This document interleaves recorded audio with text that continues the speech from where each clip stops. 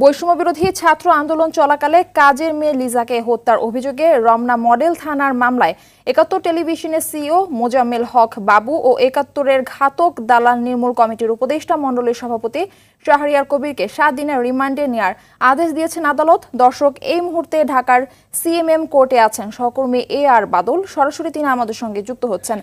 বাদল নিশ্চয়ই আমাদের সঙ্গে যুক্ত হয়েছেন।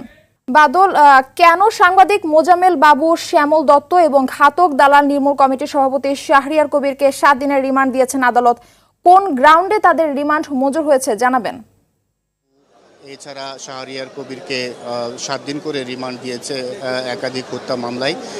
মোজাম্মেল হক বাবু এবং শাহরিয়ার কবিরকে রমনা থানার একটি মামলায় রিমান্ডে দেওয়া হয়েছে।